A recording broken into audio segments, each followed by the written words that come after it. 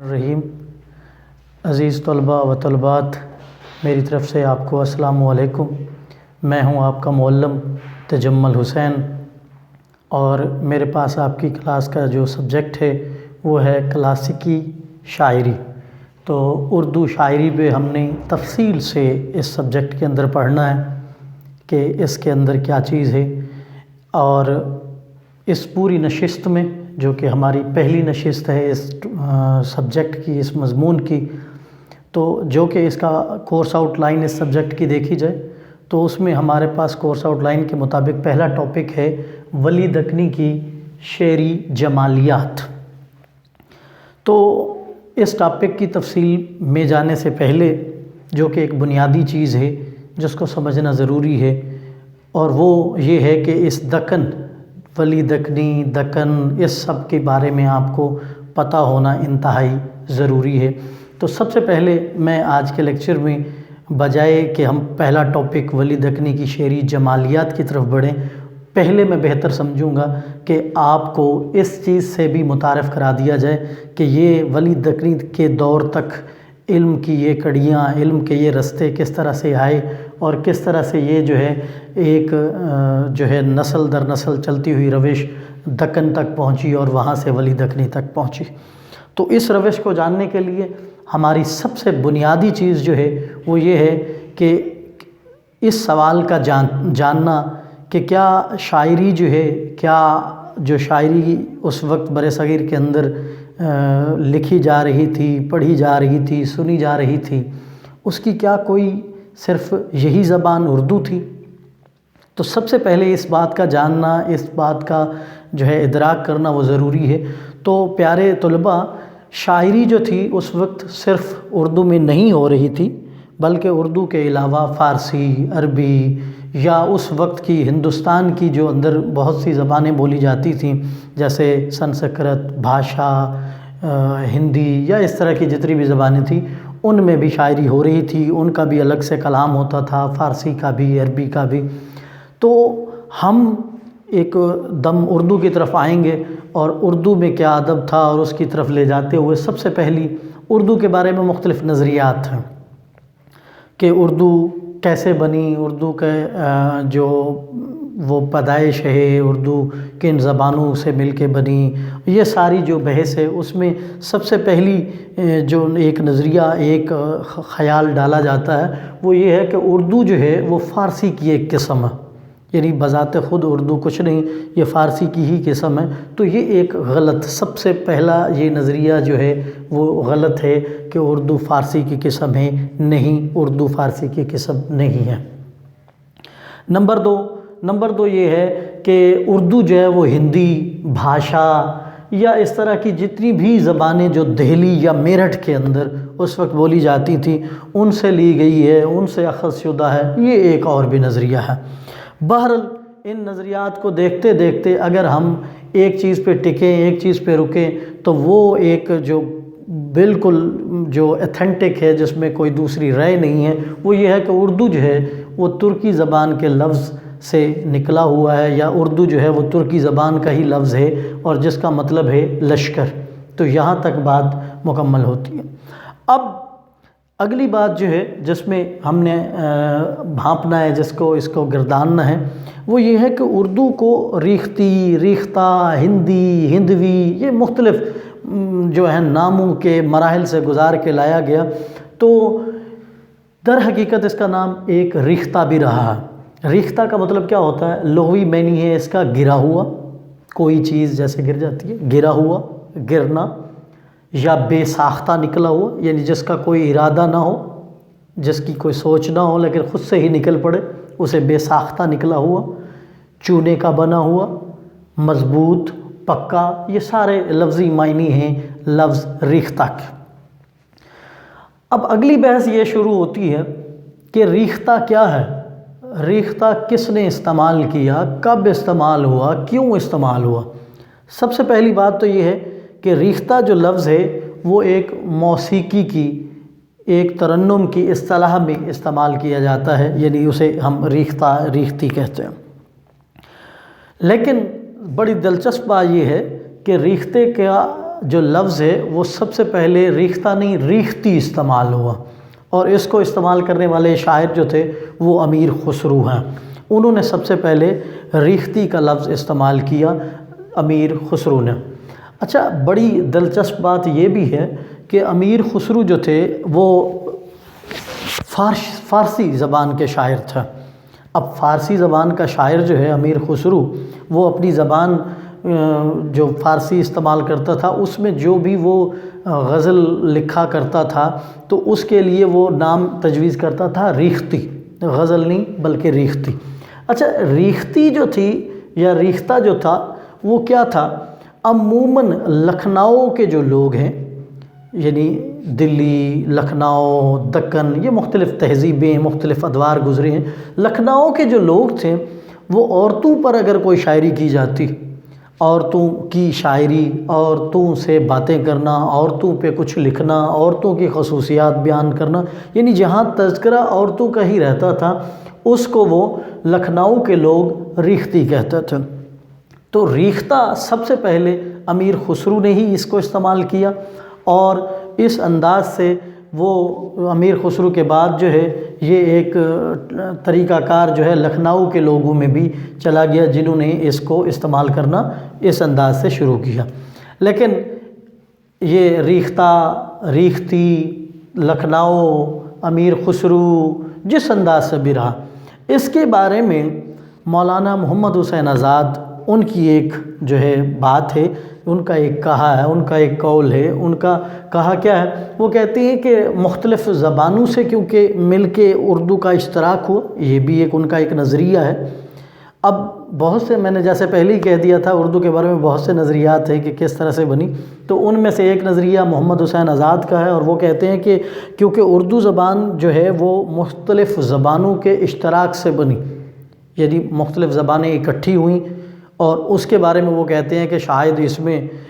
ہندی، سنسکرت بھاشا، کھڑی بولی، یہ فارسی، اردو، کیونکہ ان سب کا ایک جو ہے اشتراک ہوا اور ایک نئی زبان بنی۔ مولانا محمد حسین آزاد کے مطابق ان سب کے اشتراک سے نئی زبان بنی، اسی لیے اسے ریختہ کہتے ہیں، یعنی پختہ، پکی، مضبوط لیکن اکٹھ سے بننے والی زبان۔ تو یہ مولانا محمد حسین آزاد کی ایک رائے کے مطابق ریختہ لفظ خسرو نے استعمال کیا، اور خسرو کی جو وفات ہے وہ ہو رہی ہے 1325 میں۔ اب آپ اس سے اندازہ کریں کہ 14ویں صدی میں جو امیر خسرو ہیں ان کی وفات ہوتی ہے۔ خسرو سے دکن، ہم نے کس دور میں جانا ہے؟ ہم نے دکن میں جانا ہے، جس کے لیے ہم نے پڑھنا ہے ولی دکنی کو۔ اب ایک چیز آپ کے ذہن میں تو پہنچ گئی، بیٹھ گئی کہ یہ کیا تھی اور کس طرح سے یہ کریٹ ہوئی، کس طرح سے یہ بنی۔ بہرحال اس میں ایک چیز اور ہے کہ خسرو سے دکن کی طرف اگر ہم چلیں تو خسرو سے دکن کا تقریباً 3 صدیوں کا فاصلہ ہے، یعنی جو خسرو تھے وہ 1325 میں، یعنی 14ویں صدی میں ان کا انتقال ہو رہا ہے۔ تو آپ اس سے اندازہ رکھیے کہ آپ کو دکن کہاں ملے گی۔ یہ اگر 14ویں صدی ہے تو 3 صدیاں اس میں جمع کر لیں تو 17ویں صدی میں آپ کو دکن ملے گی، یعنی 1600 کچھ میں۔ تو دکن میں اور امیر خسرو کی جو دور ہے ان کے درمیان تقریباً کم و بیش جو ہے 3 صدیوں کا فاصلہ اس میں موجود ہے۔ لیکن بہت ہی دلچسپ بات یہاں یہ ہے کہ اردو کے جتنے بھی لوگ ہیں وہ دکن کو 2 انداز سے تقسیم کرتے ہیں، بلکہ اردو کو 2 انداز سے تقسیم کرتے ہیں۔ اس میں وہ یہ کہتے ہیں کہ جو امیر خسرو ہے انہوں نے در حقیقت اردو کی بنیاد رکھنا شروع کر دی تھی، اور اس میں ایک بات اس لیے بھی صحیح ہے کہ امیر خسرو نے ایسی شاعری کی جو کہ میں پہلے بھی بتا چکا ہوں کہ انہوں نے سب سے زیادہ شاعری اپنی فارسی زبان میں کی، لیکن اس میں انہوں نے ایک غزل ایسی بھی لکھی جس کی طرف میں آپ کو لے جانا چاہتا ہوں۔ ایک غزل ہو تو اس کے اندر ایک غزل 2 چیزوں کے اشتراک سے بنتی ہے، اور اس میں وہ یہ ہوتا ہے کہ ایک چیز مصرع اور دوسری چیز یہ مصرع۔ اب 2 مصرے اگر ملیں تو یہ 2 مصروں کا اشتراک بنتا ہے شعر۔ تو امیر خسرو وہ پہلے شاعر تھے جنہوں نے اردو زبان، حالانکہ وہ فارسی زبان میں شاعری کرتے تھے لیکن اپنی زبان یعنی اردو زبان میں اپنی جو ہے نا شاعری کو استعمال کیا، لیکن انہوں نے شاعری اردو میں اس طرح سے کی کہ ایک مصرع جو ہے انہوں نے اردو میں اور ایک مصرع جو ہے انہوں نے فارسی زبان میں لکھا۔ تو اس انداز کی شاعری جو تھی ان کی، وہ سب سے پہلے اس طرح سے شاعری میں استعمال کرنے والا شاعر بھی کون ہے اردو کو، وہ امیر خسرو ہے، جنہوں نے ایک مصرع جو ہے اردو کا اور ایک مصرع جو ہے وہ فارسی زبان کا لکھ کے سب سے پہلے شاعری میں اردو کو استعمال کیا۔ اسی بحاف پہ، اسی وجہ پہ امیر خسرو کو اردو کے لیے صبح کاذب کہا جاتا ہے، اور دکنی جو ہے، ولی دکنی جو ہے یا دکنی جو دور ہے اس کو صبح صادق کہا جاتا ہے۔ تو یوں دیکھیے تو آپ اس فکرے سے یہ اندازہ کر سکتے ہیں کہ ولی دکنی نے اگرچہ اردو کو بہترین انداز سے جو ہے منظم کیا، بہتر کیا، تو اس میں سب سے بڑی اور جو بنیاد رکھنے والے تھے وہ کون تھے؟ اردو کی صبح کاذب اگر جنہیں کہا جائے تو وہ ولی دکنی تھے۔ تو اردو کی صبح صادق جو ہے وہ ولی دکنی، اور اردو کی صبح کاذب جو ہے وہ امیر خسرو آپ کو اس طرح سے نظر آئیں گے۔ اب جیسا کہ میں پہلے بھی کہہ چکا ہوں کہ ان کے بیچوں بیچ 3 صدیوں کا فاصلہ ہے، امیر خسرو اور دکن کے جو دور ہے اس کے بیچوں بیچ 3 صدیوں کا فاصلہ ہے۔ تو ان 3 صدیوں کے فاصلے میں بھی آپ کو کیا چیز، آپ کو ایک چیز نظر آئے گی کہ بیچ میں ایک شاہی خاندان بھی آیا جو کہ فارس سے تعلق رکھتا تھا اور جو قطب خاندان کہلاتا تھا۔ اس کے کچھ بادشاہ جو تھے وہ یہ تھے کہ قطب محمد کلی شاہ، قطب سلطان محمد قطب شاہ، اور عبداللہ شاہ قطب، اور ابو الحسن قطب شاہ۔ اور ان کا اگر آپ دور دیکھیں تو وہ 1581 سے لے کے 1707 تک جاتا ہے، اور اس کے بعد آتے ہیں ہمارے پاس جو ہے وہ دکن کے شعراء، یعنی دکن کا شعراء جو ہے ان ادوار کے بعد ہمارے پاس رونما ہوتے ہیں۔ تو یہ آپ کے پاس ایک ہسٹری، ایک طرح کا جو خاکہ بنا وہ یہ تھا کہ اردو کہاں سے کیسی، اور پھر امیر خسرو اور اردو کا ان کا استعمال، اور پھر قطب شاہی خاندان، اور پھر ہم جا کے پہنچتے ہیں دکن کے اندر۔ اب جب ہمارے پاس اس سارے تعارف کے بعد ہم دکن کے اندر پہنچتے ہیں تو اس وقت یہ جاننا ضروری ہے کہ دکن کی شاعری جو تھی وہ کس انداز کی تھی اور وہ کس طرح کی شاعری کر رہے تھے لوگ۔ دکن کی شاعری میں سب سے زیادہ جو بنیاد جن ٹاپکس کو، جن عنوانات کو، جن صنف کو دی جا رہی تھی، وہ ایک تو قصیدے، مرثیے اس طرح کی، اور دوسرا مثنوی بھی اس میں موجود تھی۔ قصیدے، مرثیے، مثنوی اور غزل بھی صاف ظاہر ہے دکن کے دور کے اندر یہ چیزیں جو زیادہ استعمال کی جا رہی تھیں۔ تو ولی دکنی کا جو تاریخ پیدائش ہے وہ 1668 ہے، اور ان کی جو وفات ہے وہ 1744 ہے۔ تو اب آپ اس چیز سے اندازہ لگا لیں کہ ولی دکنی جو ہے وہ تقریباً 17ویں صدی کے اختتام میں آئے اور 18ویں صدی کے نصف تک ان کا قیام رہا، جو کہ 17ویں صدی کے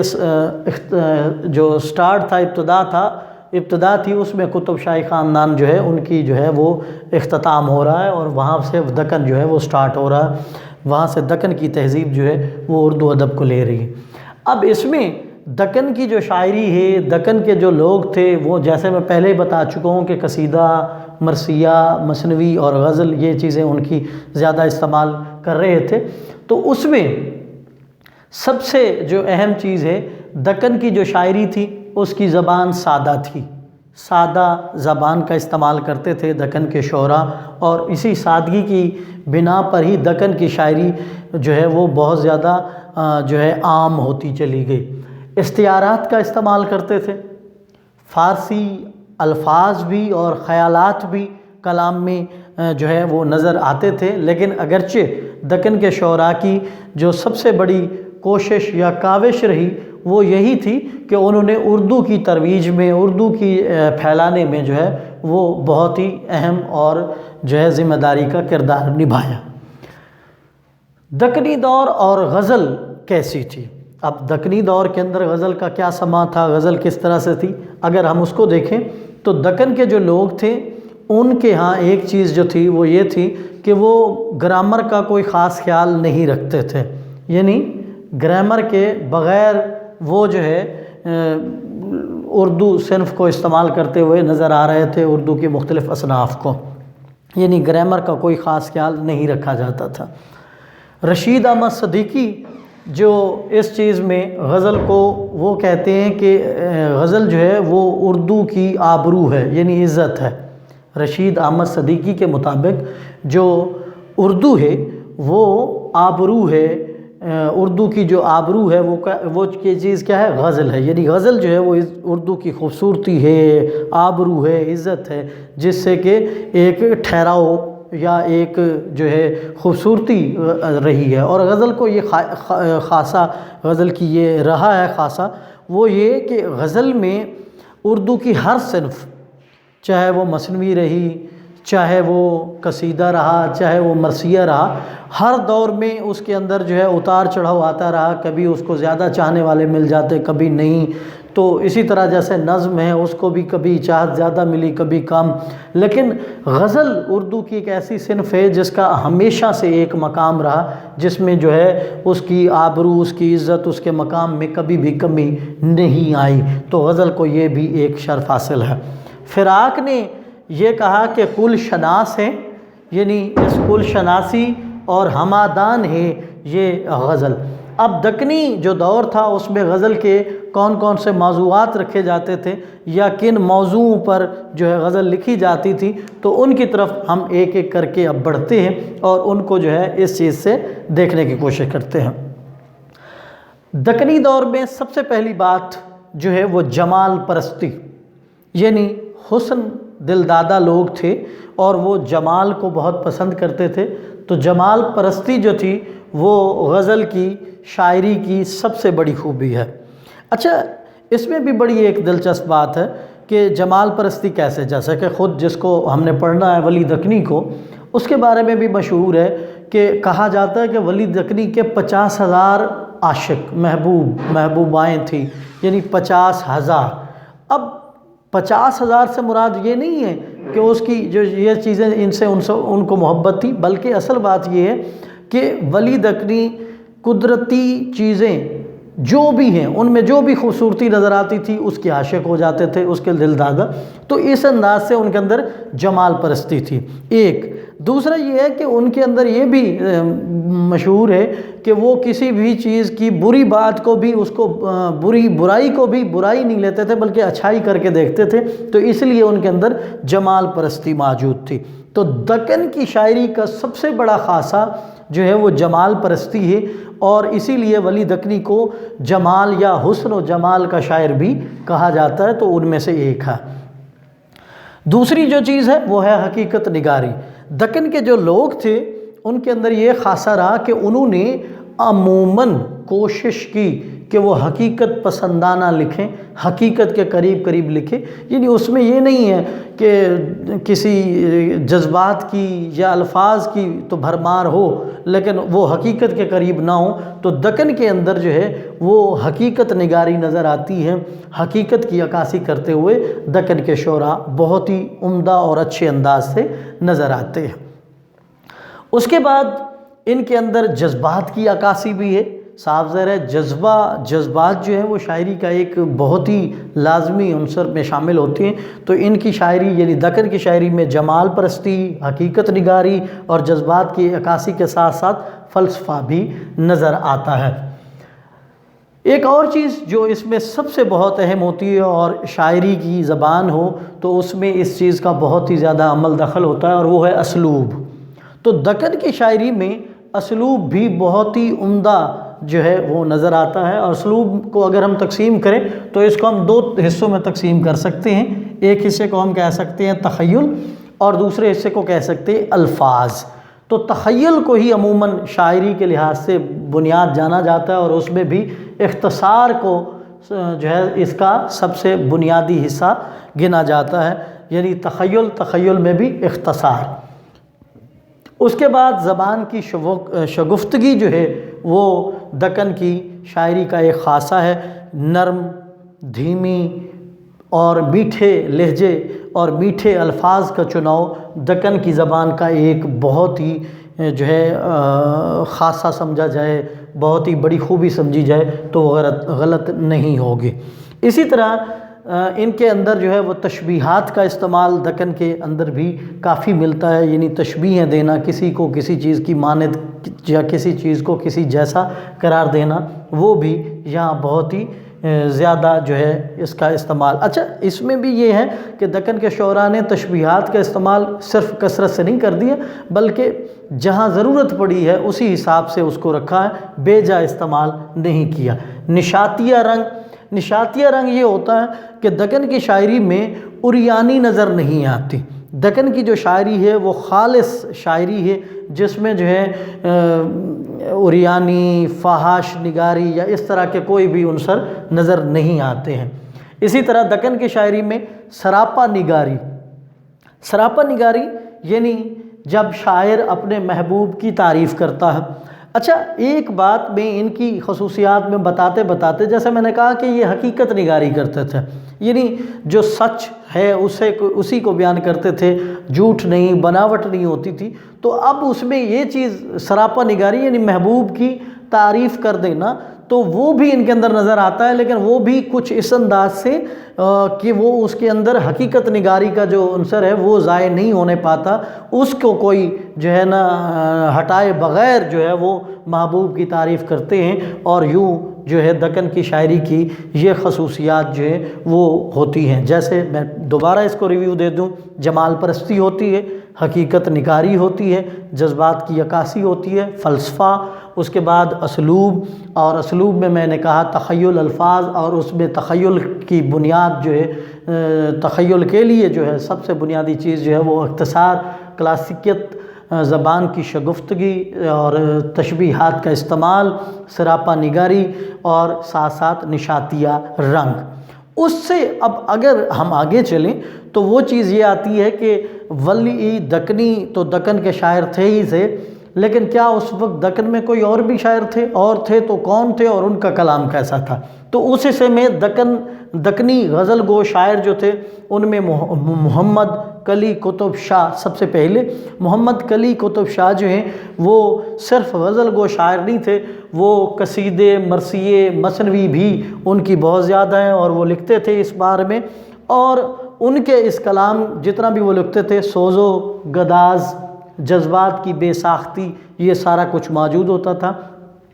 یہی محمد کلی قطب شاہ جو ہیں یہی پہلے صاحب دیوان شاعر ہیں اردو کے، جن کا ایک مکمل دیوان ہو، وہ پہلے صاحب دیوان شاعر قطب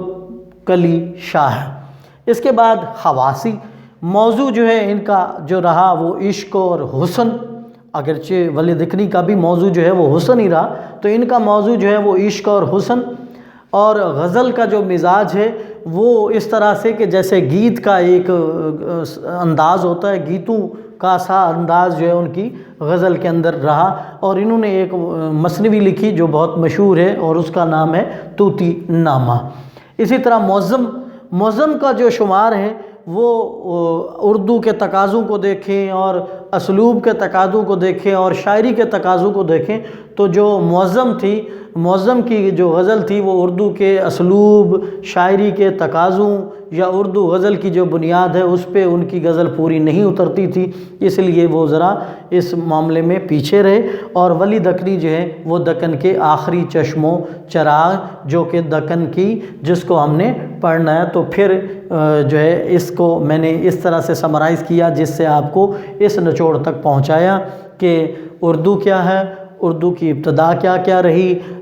خسرو نے اردو کے لیے کیا کیا، خسرو صبح کاذب کیسے ہوئے، اور دکنی جو ہے وہ صبح صادق ہیں، تو وہ ابھی میں نے بتانا ہے، اور پھر قطب شاہی خاندان کا دور، اور پھر دکنی دور میں کیا کیا استعمال کیا جاتا تھا، اور اس کی جو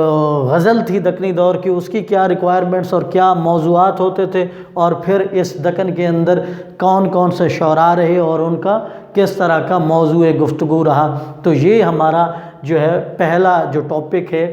اس کو سمجھنے کے لیے میں نے آپ کو ذرا اس کی بنیاد سے آگاہ کیا ہے۔ تو انشاءاللہ اسی لیکچر کی جو دوسری کڑی ہوگی، دوسرے لیکچر کے ساتھ پھر آپ کے ساتھ ملاقات ہوگی، اور اس میں پھر میں کوشش کروں گا کہ آپ کو مکمل آگاہی دے سکوں ولی دکنی اور اس کی شعری جمالیات کے متعلق۔ تو تب تک دعاؤں میں مجھے یاد رکھیے اور اپنا بہت سا خیال رکھیے۔ اپنے معلم تجمل حسین کو اجازت دیجیے۔ اللہ حافظ۔